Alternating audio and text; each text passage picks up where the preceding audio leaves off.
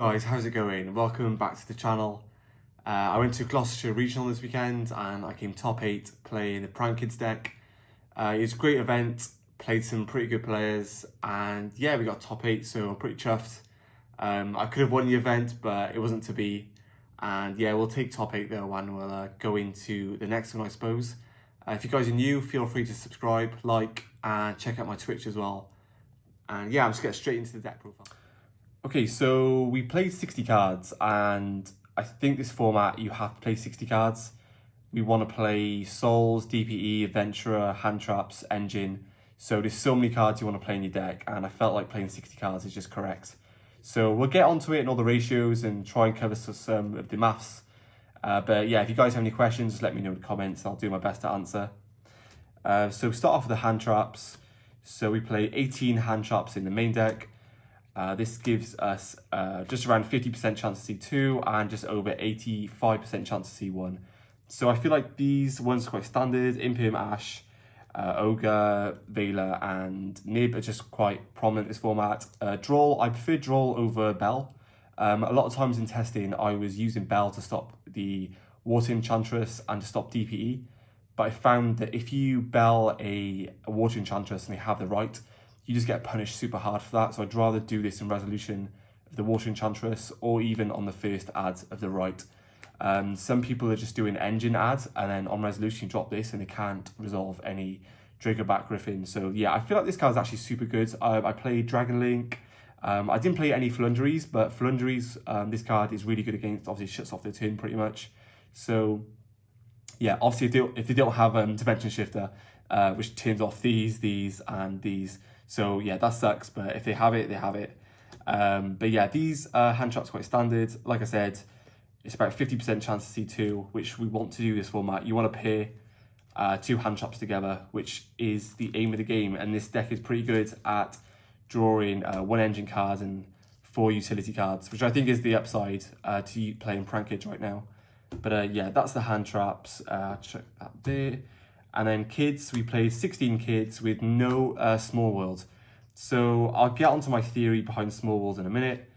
So we maxed out on basically all the kids and we played a Terraforming.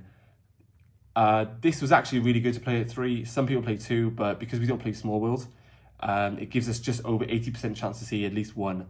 So post-siding, you normally take 1 out because you want to play more hand traps, etc. But it still ups us to like, because you go in second, you draw in another card anyway. So it's still around the same maths to go second. So obviously Roxy's, it sucks to banish a card that you don't want to use, but like I said, we're not playing Small World, so I just want to play as many kids as possible.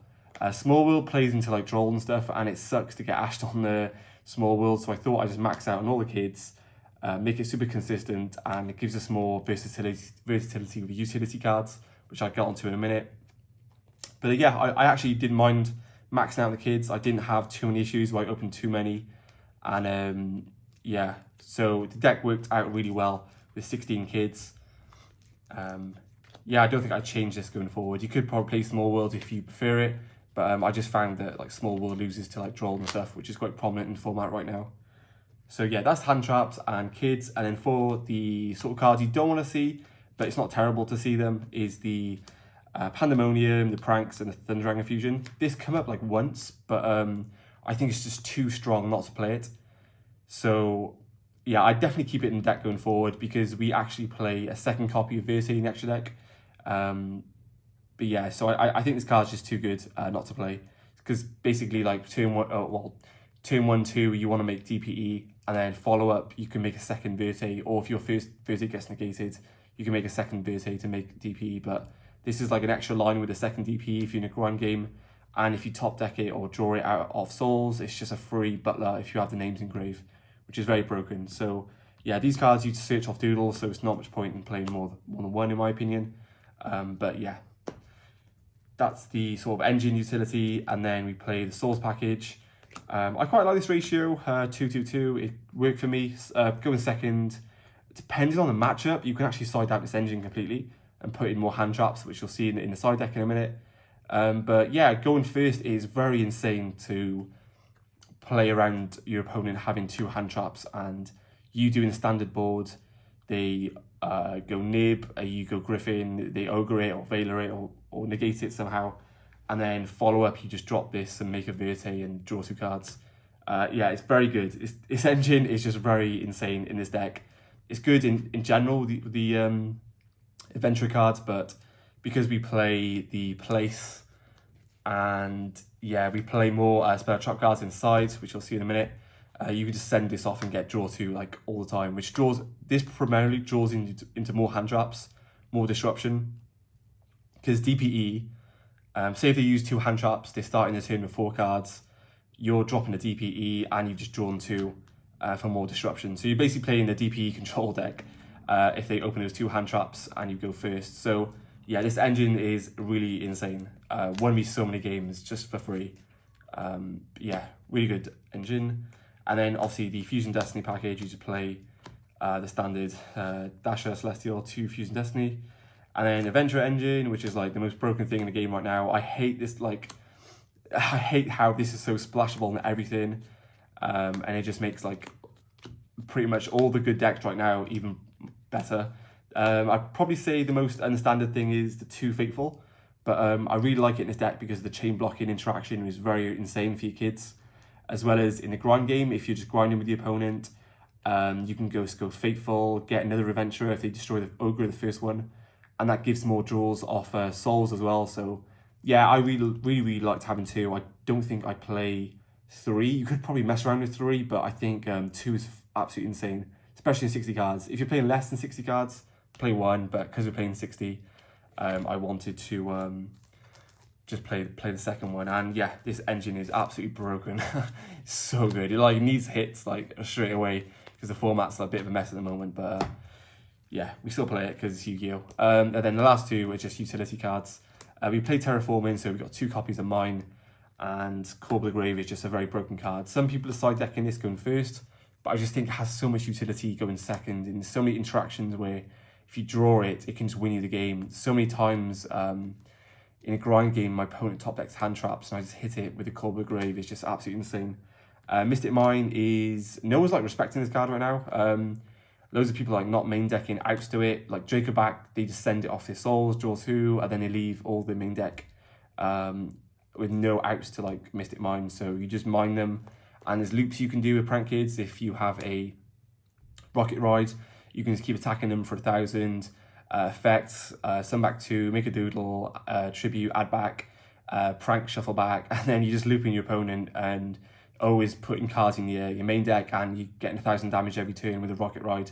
So you can play under mine like really well in this deck. But yeah, this card it's still like very broken, and no one respects it at the moment. Going out first, I normally side it out, but in second, you 100% play this because if they out all your disruption, go in second, you drop a mine. Yeah, it's pretty laughable if your opponent doesn't have an out to this and you just passing back and forth and you're just shuffling back cards of pranks. It's very insane. So yeah, that is the main deck. So we're playing 60 cards. I'll just get quickly into the extra deck, which I haven't sorted, which I should have sorted. Play the cool tokens. And then for the fusions, play Rocket Ride, Weather Washer. Some people are cutting the Rocket Ride, but I thought I'd play it because we're playing like mine. Only playing the 1 Butler. I don't think you need to. Like, honestly, 2's come up once in the last 3 weeks for me of testing. So I thought just play 1. It's quite standard to play 1, to be honest. So I just don't think you need the 2. But yeah, this works fine for the fusion sort of lineups. And then for the engine sort of links, you play the 2 Doodle, 1 Bow Wow, 1 Meow Mew. These are pretty standard. Obviously, there's so much. The extra deck's actually really tight if you look at the utility cards we play in a minute. So some people play 3 of this, but I thought 2's fine. Again, you're just shuffling it back a lot of the time with pranks. So yeah, you always have access to Doodle anyway. So I don't think 3's actually needed. And then for the broken card in the game, extra deck wise, is Verte. We play 2 because the first one, like if it gets negated, it sucks. But if you can make 2 bodies in the later turns of the grind game, slap down another Verte and you just make another DP for free, or you send Thunder Dragon Fusion and make a Butler for free. Yeah, really good. I recommend playing 2 this format 100%. If you're playing like this sort of deck, certainly comes up.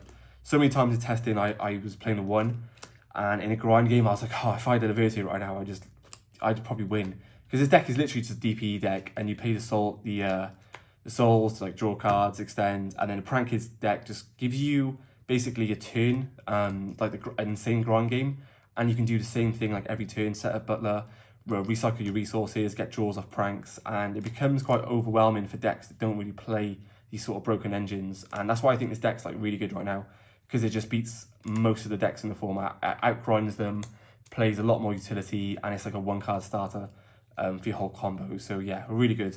Obviously, like Scythe's like really oppressive, but yeah, it's either this or like the Cyber's deck in my opinion. I think the Dragon Synchro deck's like really good, of course, as well. But yeah, this deck's like really insane, especially the interaction with like Fateful Adventure as well.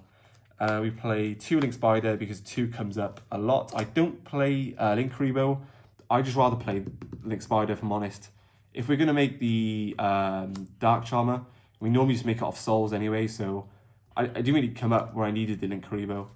So yeah, just 2 Link Spider, because yeah, Nib Token as well. And then obviously play the Dark Charmer, which is insane for taking back like DPE. Sometimes I just take my opponent's DPE and then just save it, and then you have to either special summon back the Dash or the Celestial, so it turns off their draw 2 if they declare their DPE, which is like insane. Card just does so much, especially with DPE in the format as well. It's insane. And then for utility, play Unicorn and Access. I think this is really standard. Opens up lines for OTKs. But you only like make these cards if you know your opponent's hand, and you can sort of make reads on the interaction. If you 100% can go for game, you make these. If not, you just use Prank Kids combos, just like keep grinding your opponent, shuffling back your resources and setting up with Butler until you wear them out of resources, and then this just OTKs them. Pretty good. And then last card in the extra deck is obviously probably the best generic good card. This card just gives like every deck a grind game. It does so much on its own. With not to mention Celestial's like a broken draw 2 engine anyway. So yeah, that is the deck. And then for the side, we played the most standard. Pretty standard. I think Gamma is like very standard right now. Going second against like every deck, most decks in the format. I say like 90% of the decks in the format, you just side in, put this in, and it's like, it's very good, very insane. I think the reason why this is so good is because it destroys as well. So that's relevant because DPE and Verte is so prominent. You want to make sure you get rid of a body to avoid them making DPE a Verte. I chose also not to main deck Droplet. I'm not too sure how I feel about main decking this. I think it's just such an insane card. There's so many monster disruptions in the format right now, but yeah, I'm normally on the edge between main and this and main and Droll, but I felt like Droll was like too much of a blowout to play. This is like good against Flunderies as well, which is quite a rough matchup for this deck. But yeah, this card helps definitely in that matchup. And then for utility, we played Cosmic. I actually think this card's really good going first against Adventure decks, because you can banish the Fateful. Against like dragons and stuff, you can side it in to hit the field spells, and yeah, it's just good in general. Really good card. Good in a mirror match as well, just sniping like a prank so they can't banish, sniping a Pandemonium, just insane. This card's just like really good going first and second. Loads of utility in this card. 2 to win against like back row, and primarily for the mirror match, because the mirror match is like awful in my opinion. I really dislike it, so I wanted like loads of cards for the mirror. And then the last card, which was absolutely insane, was 3 Crossout. This card is insane. Only insane because it's a defined format, and you can make reads in your opponent's deck. Most people are playing at the same sort of hand trap, so you're normally playing like the same hand traps as like the mirror match. So say for example, going first, you like play these, and then what I normally do is I just play like one of these to call. You could even like chuck in these as well as well, like if I'm going first anyway, I'm putting in the Cosmics, but you could effectively like chuck in these going first, and then you just like got so much coverage for Crossout to just negate stuff. But in general, like Crossout negating right is like so strong. It happened a few times in the tournament where my opponent didn't hand trap me at all, and I went a full combo, and I set Crossout, and they activate right, and I just chain this Spanish right from my deck and negates their Right, so yeah, that in general is like really insane. And yeah, this card has loads of utility. But like I said, it's only really good in a defined format where everyone's playing the same sort of hand traps. Yeah, definitely worth playing. It's either this or Anti-Spell. I'm a massive fan of Anti-Spell in general. I think it shuts off so many strong cards, like Dart Ruler, Mine, shuts off the Adventure Engine, loads of like engines in general, shuts it off completely. So yeah, this card's pretty good. And yeah, I'd probably keep playing it, to be fair, especially in a meta where you play a lot of mirror matches and a lot of Venture Engine floating around. This card's like insane. But yeah, that is it for the deck profile, guys. Thank you so much for watching. If you have any questions, let me know in the comments. I'm happy to answer any questions. Check out my socials, and if you guys want to see any sort of combo videos or any more deck profiles, let me know and I will happily respond to any comments. So thanks again, guys. Appreciate it. Catch you in the next one.